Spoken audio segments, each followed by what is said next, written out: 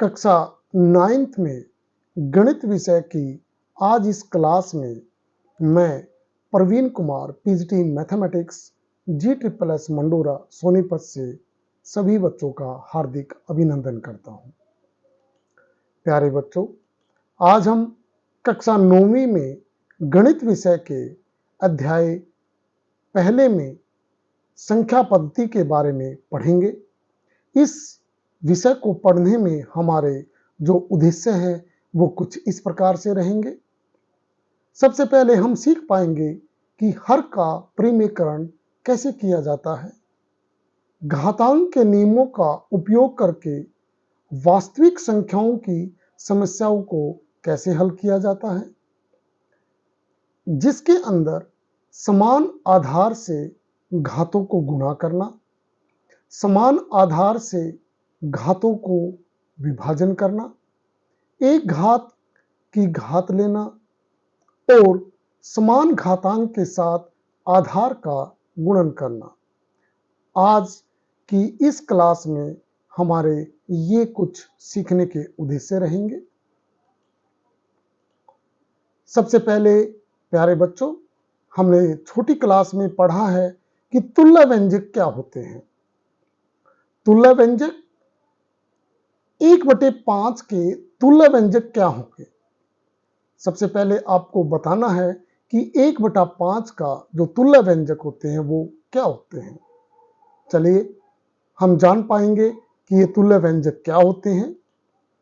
अंश और हर को किसी भी वास्तविक संख्या से गुणा करने पर प्राप्त संख्या तुल्य व्यंजक कहलाएंगे। 1/5 अंश 1 है, हर 5 है। अगर दी हुई संख्या को किसी भी संख्या से मैं वास्तविक संख्या से मैं गुणा करता हूं, 0 को छोड़कर सभी वास्तविक संख्याएं ली जा सकती हैं।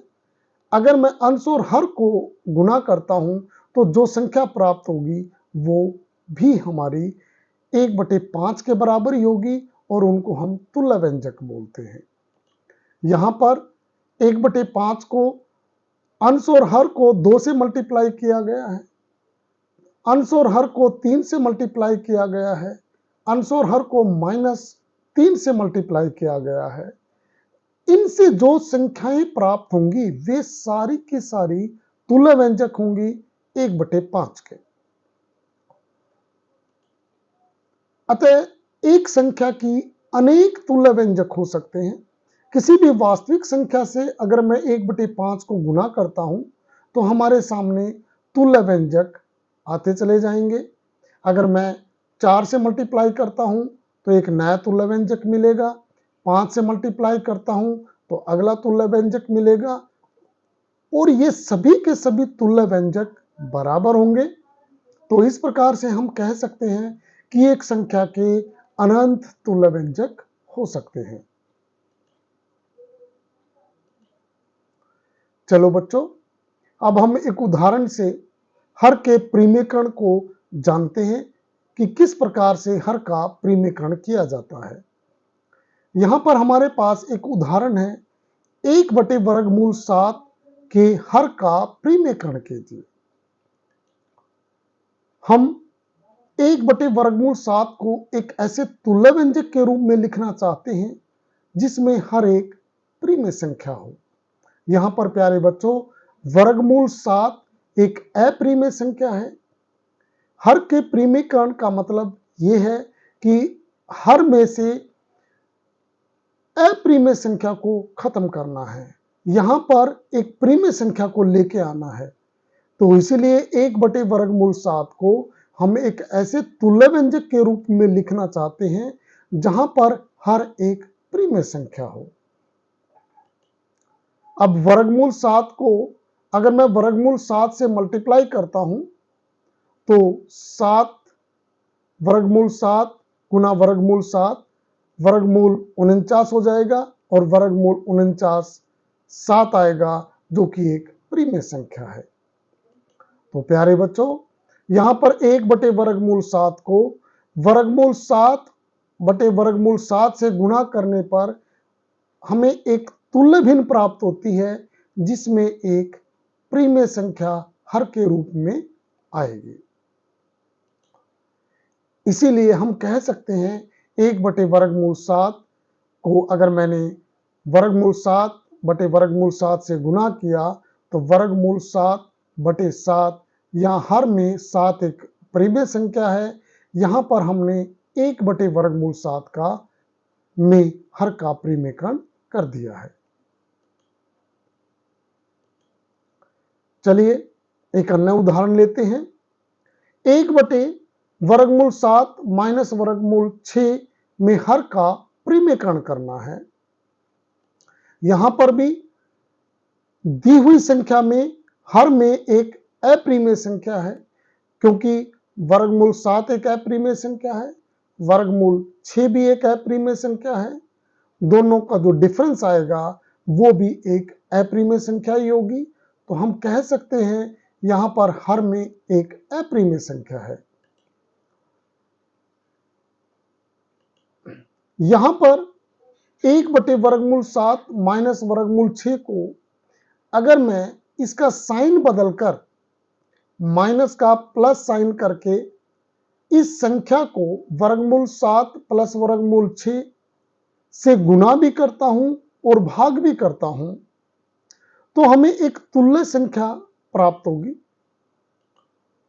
इसीलिए कहा जा सकता है कि 1/वर्गमूल 7 माइनस वर्गमूल 6 को अगर मैं इसी संख्या से मल्टीप्लाई करूंगा तो ये क्योंकि एक तुल्य भिन्न है तो दोनों भिन्न बराबर हैं। अब यहां पर अंश को अंश से, हर को हर से मल्टीप्लाई करते हैं, तो 1 से मल्टीप्लाई करने के बाद वर्गमूल 7 प्लस वर्गमूल 6 सेम संख्या रहेगी। यहां पर ध्यान से देखिए, फॉर्मूला लग रहा है a minus B A plus B, तो A square minus B square, तो यहां पर वर्गमूल 7 का स्क्वायर माइनस वर्गमूल 6 का स्क्वायर, जो कि 7 माइनस 6 आ गया। 7 माइनस 6 को जब माइनस करते हैं तो 1 आएगा। और इस प्रकार से हम कह सकते हैं कि जो 1/वर्गमूल 7 माइनस वर्गमूल 6 है उसमें जो हर का प्रीमेयकरण है वो वर्गमूल 7 प्लस वर्गमूल 6 एक संख्या आएगी। यहां पर हर में एक प्रीमेय संख्या प्राप्त हो चुकी है, क्योंकि ये हर यहां पर 1 है, तो हम कह सकते हैं कि यहां पर इस संख्या का प्रीमेयकरण किया जा चुका है। वास्तविक संख्याओं के लिए घातांक नियम। प्यारे बच्चों, अब हम वास्तविक संख्याओं में घातांक के नियमों को सीख पाएंगे। यहां पर a की पावर m में a आधार व m घातांक कहा जाता है। अगर a की पावर 0 मैं बोलूं तो a की पावर 0 में a आधार है व 0 घातांक है। अर्थात यहां पर किसी भी संख्या की अगर पावर 0 होती है तो उसका जो मान होगा वो 1 होगा। यहां पर a एक नॉन जीरो संख्या रहेगी। अगर मैं कहूं कि 100 की पावर 0 लूं तो भी 1 आएगा। अगर 100 से मैं संख्या को बढ़ा देता हूं और मैं संख्या 1 लाख कर देता हूं, अगर मैं इसकी भी पावर लूंगा तो भी इसका जो मान रहेगा वो 1 रहेगा। अतः यहां से प्यारे बच्चों कहा जा सकता है किसी भी संख्या, जो भी संख्या वो नॉन जीरो संख्या है, अगर मैं उसकी पावर 0 लेता हूं तो उस संख्या का जो मान होगा वो हमेशा ही 1 आएगा। ऋणात्मक घातांक। प्यारे बच्चों, अब हम सीख पाएंगे कि ऋणात्मक घातांक क्या होता है। हम जानते हैं यदि a की पावर -n अर्थात घातांक ऋणात्मक हो, यहां पर a आधार है, घातांक -n है जो कि ऋणात्मक है, उसको हम a की पावर n जो होगा वो अगर इस पावर को मेरे को पॉजिटिव लेके आना है तो इसको मैं हर में लिखूंगा 1 भाग में a की पावर n। यानी अगर यहां पर ये नेगेटिव पावर है आपकी, अगर आपको इसको पावर को पॉजिटिव लेके आना है तो आप इसको हर के रूप में लिखेंगे 1 भाग में a की पावर n। चलिए हम एक उदाहरण देखते हैं। 2 की पावर -3। अगर मेरे को इसको पॉजिटिव करना है, धनात्मक घातांक के रूप में लिखना है, तो 1 डिवाइड में 2 की पावर 3 हो जाएगा।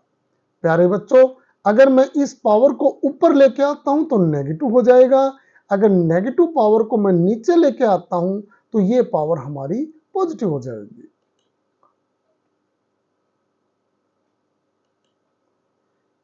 नियम फर्स्ट, घातांक के नियमों का हम अध्ययन करने जा रहे हैं। पहला नियम, a की पावर m गुना में a की पावर n, यानी यहां पर आधार दोनों संख्याओं के समान हैं, घातांक अलग अलग हैं, तो आधार सेम होने पर दोनों संख्याओं में घातांक जमा हो जाते हैं। तो ये नियम हमारा पहला बनता है, आधार सेम होने पर घातांक जुड़ जाते हैं। यहां पर a को आधार, m और n को घातांक कहा जाता है, जिसमें हम कह सकते हैं समान आधार वाली संख्याओं के घातांक जोड़े जाते हैं, क्योंकि यहां पर आधार दोनों संख्याओं के सेम है। घातांक चाहे वो बराबर हो या बराबर ना हो, दोनों केसेस में घातांक जुड़ जाते हैं। चलिए अब हम इसको एक उदाहरण के द्वारा करते हैं। नियम फर्स्ट के अनुसार अभी हमने सीखा, अगर दो संख्याएं मल्टीप्लाई में हैं, दोनों के आधार सेम हैं, दोनों के आधार जुड़ जाएंगे। इस नियम को हम एक उदाहरण के द्वारा सीख पाएंगे। सबसे पहला उदाहरण देखिए, 17 की पावर 2 गुना 17 की पावर 5 है। क्योंकि दोनों संख्याओं में आधार सेम है, दोनों संख्याओं के आधार सेम होने के कारण दोनों के घातांक जुड़ जाएंगे, इसलिए 2 जमा 5 7 हो गया। यहां पर इस नियम के अनुसार m की वैल्यू 2 है, n की वैल्यू 5 है, अतः दोनों जुड़ने के बाद 17 की पावर 7 हो गया। चलिए एक अन्य उदाहरण लेते हैं। अगर 17 की पावर 2 और 17 की पावर -5 है, यानी यहां पर आधार दोनों के एक जैसे हैं, एक घातांक धनात्मक है, एक घातांक ऋणात्मक है। नियम के अनुसार अगर दोनों के आधार एक जैसे हैं तो घातांक को जोड़ा जाना है, अतः यहां पर 17 17 दोनों के आधार एक जैसे हैं, तो दोनों के घातांक 2 जमा -5 को ऐड कर दिया। ऐड करने के बाद प्लस माइनस माइनस हो जाएगा, 2 - 5, 2 में से -5 को अगर मैं माइनस करता हूं तो -3 हो जाएगा। दिए गए नियम में यहां पर m की वैल्यू 2 है और n की वैल्यू -5 है। नियम मैंने सेम अप्लाई किया है, आधार एक जैसे हैं तो घातांक जोड़े गए हैं। तो दिए हुए उदाहरण में 17 की पावर -3 आंसर आ गया। चलिए एक अन्य उदाहरण लेते हैं। यहां पर 17 की पावर -2, 17 की पावर -5, दोनों में आधार सेम है, दोनों के घातांक ऋणात्मक है। यहां पर m की वैल्यू -2, n की वैल्यू -5 है।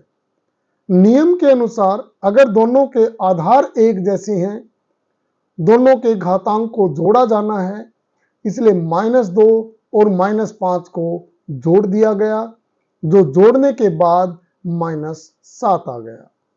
तो प्यारे बच्चों, इस नियम में हमने सीखा, अगर किसी दो संख्याओं में आधार बराबर हैं, उनके घातांक जुड़ जाएंगे।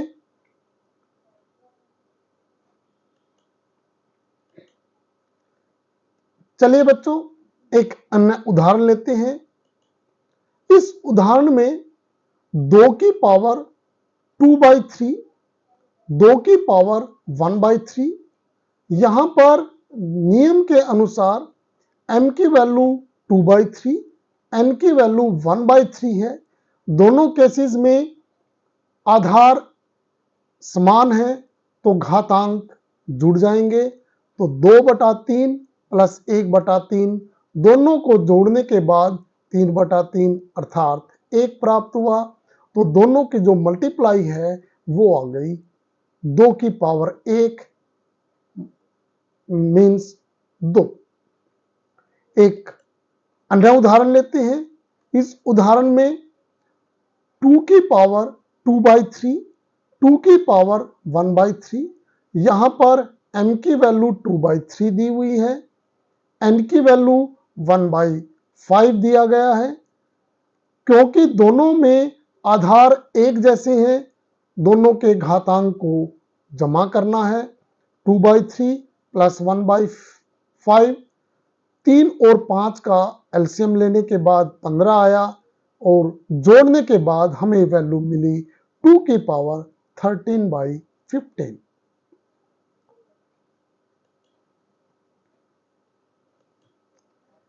चलो बच्चों, अब हम घातांक के दूसरे नियम का अध्ययन करते हैं। दूसरे नियम के अनुसार a की पावर m भाग में a की पावर n, मतलब दो संख्याओं में आधार सेम है, घातांक m और n दिए गए हैं। पहले नियम में दोनों संख्याओं को गुणा किया गया था, यहां पर दोनों संख्याओं को भाग किया गया है। इस नियम के अनुसार अगर दो संख्याएं इस तरह से भाग दी गई है तो दोनों के घातांक माइनस हो जाते हैं। यहां पर m n से बड़ी संख्या है, तो a की पावर n a की पावर m में से माइनस हो जाएगी। यानी इस नियम के अनुसार हम कह सकते हैं, समान आधार वाली संख्याओं को विभाजित करने पर घातांक घट जाते हैं। चलिए, अब हम इसको एक एग्जाम्पल के द्वारा सीख पाते हैं। नियम के अनुसार हमने सीखा है, a की पावर m और a की पावर n को भाग दिया गया है, तो a की पावर m माइनस n आ जाएगा। यहां पर m n से ग्रेटर है। इस नियम को इस उदाहरण में अप्लाई करते हैं। 7 की पावर 5, 7 की पावर 3, क्योंकि दोनों संख्याओं का आधार सेम है, ऊपर वाले में 5 घातांक है, नीचे की संख्या में 3 घातांक है, तो नियम के अनुसार 5 माइनस 3 आएगा और 7 की पावर 2। यहां पर m 5 दिया हुआ है, n 3 दिया हुआ है, तो यहां पर जो हमें प्राप्त हुआ वो 7 की पावर 2 हुआ है। चलिए एक अन्य उदाहरण लेते हैं। यहां पर 7 की पावर 1/3, 7 की पावर 1/5 दिया गया है। हमने घातांक के नियम को अप्लाई करना है। यहां पर नियमानुसार आधार दोनों संख्याओं का सेम है। अंश में जो संख्या दी गई है उसमें घातांक 1/3 है। हर में जो संख्या दी गई है उसका घातांक 1/5 है। नियम के अनुसार 1/3 में से 1/5 को माइनस किया तो 7 की power 5 minus 3 divide by 15, 7 divide by 7 power में 2/15 हल करने के बाद उत्तर प्राप्त हो गया। तो यहां पर दी हुई संख्या में m 1/3 है, n 1/5 है। चलिए बच्चों, अब हम तीसरे नियम का अध्ययन करते हैं। यहां पर a की पावर m और यहां ब्रैकेट लगाई गई है उसकी पावर n। अगर इस तरह से कोई संख्या दी गई है तो यहां पर दोनों घातांक आपस में गुना हो जाएंगे तो a की पावर mn हो जाएगा, अर्थात a की घात आपस में गुना हो जाती है। चलो बच्चों, अब हम इसको एक एग्जाम्पल के द्वारा करते हैं। नियमानुसार a की पावर m को अगर मैं एक बार n पावर और लेता हूं तो दोनों घातांक गुना हो जाएंगे, a की पावर mn हो जाएगा। यहां पर दी हुई संख्या में 5 की पावर 2 ब्रैकेट इसकी पावर 3 दी गई है, तो नियमानुसार यहां पर m की वैल्यू 2, n की वैल्यू 3 है, तो 2 और 3 को अगर मैं मल्टीप्लाई कर देता हूं तो मुझे 6 प्राप्त होगा। तो जो हल है 5 की पावर 6 मुझे मिल गया। एक अन्य उदाहरण लेते हैं। दी हुई संख्या में 5 की पावर 2 की पावर -3 को हल करना है। यहां पर m2 n की वैल्यू -3 दी गई है, तो m और n को मल्टीप्लाई कर दें, 2 -3 को मल्टीप्लाई करें तो -6 हो गया। तो हमें जो संख्या प्राप्त हुई वो 5 की पावर -6 मिल गई। चलो बच्चों, एक अन्य उदाहरण और लेते हैं। दी हुई संख्या के अंदर m की पावर 3 है, n 4 दिया गया है। यहां पर अगर मैं इसी नियम को अप्लाई करता हूं तो 1 की पावर 4, 3 की पावर 3 की पावर 4, क्योंकि ये पावर की पावर है इसलिए 3 और 4 को मल्टीप्लाई किया गया है, तो 3 की पावर 12, जो हमें उत्तर प्राप्त हुआ 1/3 की पावर 12 प्राप्त हुआ है। तो प्यारे बच्चों, हमने यहां पर सीखा, अगर किसी संख्या में घात की घात दी गई है तो दोनों घातों को आपस में गुना कर दिया जाएगा। नियम 4। प्यारे बच्चों, अब हम नियम 4 का अध्ययन करते हैं। दी हुई संख्या में a की पावर m गुना b की पावर m। यहां पर ध्यान देने की बात है कि दोनों संख्याओं में आधार अलग अलग है, घातांक बराबर है। तो नियम के अनुसार दोनों आधार को मल्टीप्लाई कर दिया जाएगा और घातांक एक बार लिया जाएगा, अर्थात समान घातांक के साथ आधार का गुणन होता है। इसको एक उदाहरण के द्वारा हम करते हैं। नियम के अनुसार अगर दोनों संख्याओं में आधार अलग है, घातांक सेम है, तो दोनों के आधार को गुना किया जाएगा, घातांक को एक बार लिया जाएगा। इस नियम को अप्लाई करते हैं। दी हुई संख्या में 7 की पावर 1/2 गुना 8 की पावर 1/2। अब यहां पर 7 और 8 दोनों संख्याओं में आधार अलग अलग है, घातांक बराबर है, तो दोनों संख्याओं में आधार को गुना कर दिया जाएगा। 7 गुना 8 56, 56 की पावर 1/2। यहां पर a की वैल्यू 7 है, b की वैल्यू 8 है, m की वैल्यू 1/2 है। तो गुणा करने के बाद हमें प्राप्त हुआ 56 की पावर 1/2। एक अन्य उदाहरण और लेते हैं। यहां पर 13 की पावर 1/5 गुना 17 की पावर 1/5। यहां दोनों संख्याओं में आधार अलग अलग है, घातांक बराबर हैं। यहां पर a की वैल्यू 13, b की वैल्यू 17 और m की वैल्यू 1/5 है। तो नियम के अनुसार दोनों के आधार को गुणा किया जाना है। तो 13 और 17 को गुणा किया, 221 आ गया और घातांक को एक बार लिया जाएगा, 221 की पावर 1/5।